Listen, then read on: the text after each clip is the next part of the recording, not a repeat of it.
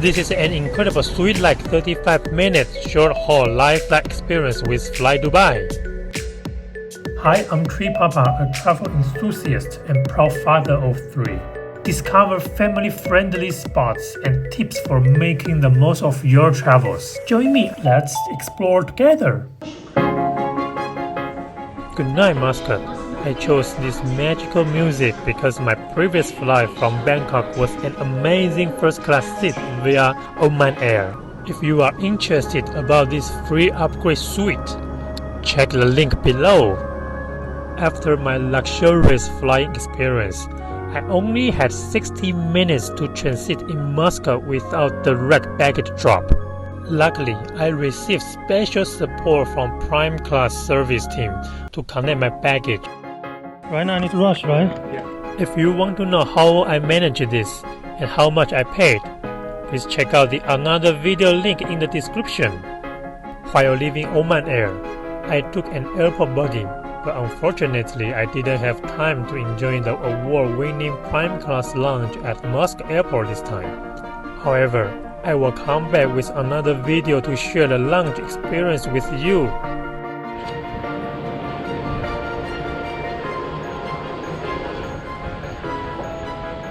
Now, I have been driven to the gate by an airport buggy. I was the last person to board. Unfortunately, I wasn't too late to delay the entire schedule.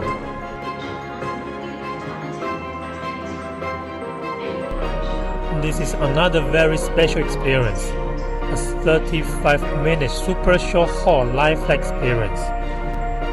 Since it's a very short flight, I was quite rushed for video shooting. Technically, I only had 5 seconds to lie down before returning the seat to the landing position. Well, let's begin today's journey.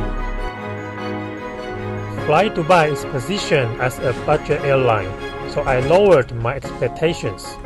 However, today's aircraft is a 737 MAX 8 narrow-body flight. I booked this flight because they have a very special seat arrangement in business class called throne seat.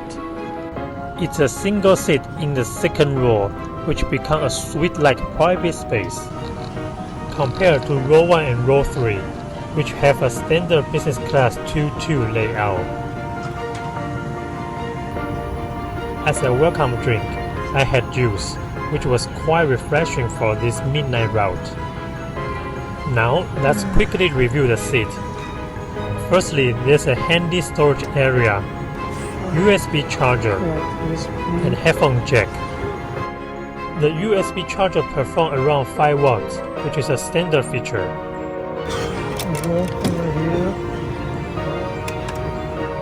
The headset holder and reading light are easily accessible. Additionally, there's a large storage area. And I will show you the dining table later. Both the seat control and remote are relatively simple but functional.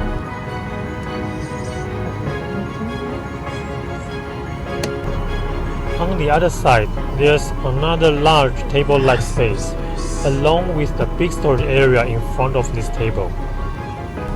Firstly, there's the headset, which is acceptable considering this is a budget airline.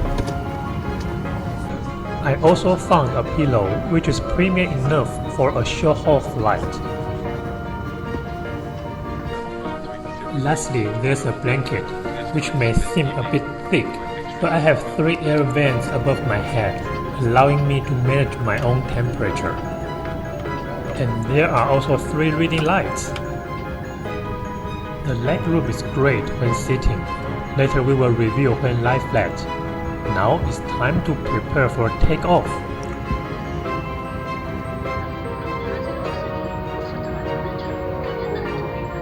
Fasten the 3-point seatbelt and goodbye, Muscat.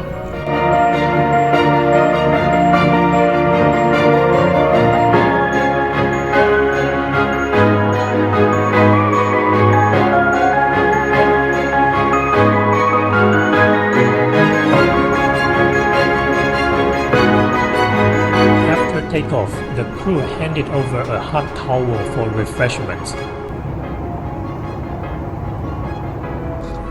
it's time for dining, so let's bring out the table. Well, but as a newbie in this seat, it took me some time to pull it out.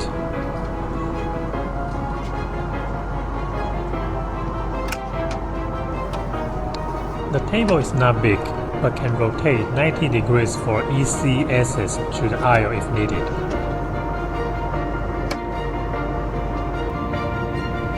I really love this amazing city night view.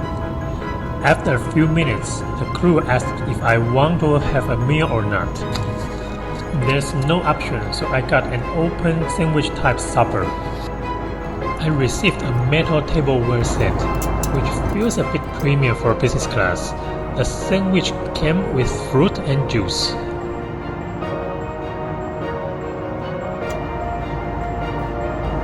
I forgot the taste, but I can say this sandwich quality is just very similar with the lounges on the ground. The presentation is okay, and the fruit is fresh, which made the best for this very short route. Actually, I don't really have time to review the loo this time, so I took the video from other time I took the same aircraft.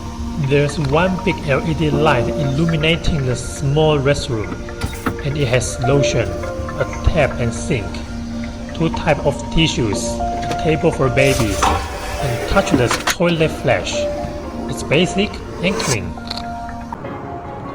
Now let's review the lie flat feature. It's quite incredible, isn't it?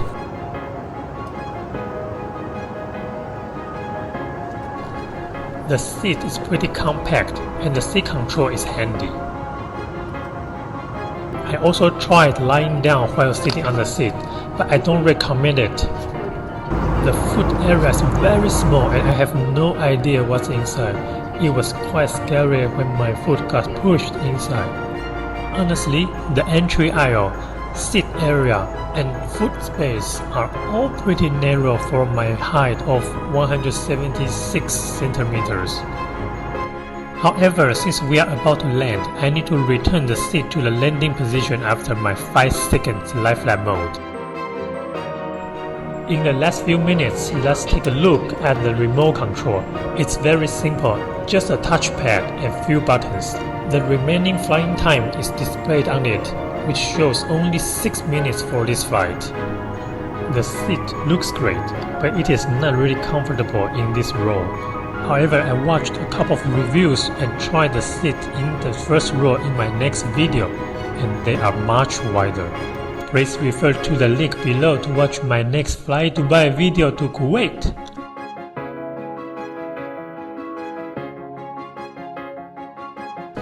I hope you enjoyed my video. Please like, subscribe and turn on your notification for my weekly release. Finally, we landed in Dubai DXB airport. FlyDubai doesn't have a bridge in this airport, so we were taken to the terminal by airport bus. Business class passengers have a separate bus, which is a privilege.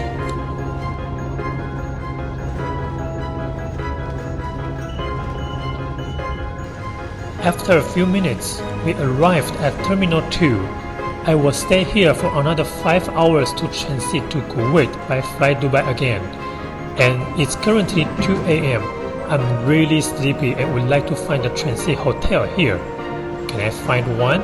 Or is there any sleeping area in the lounge? You will definitely find out in my next release.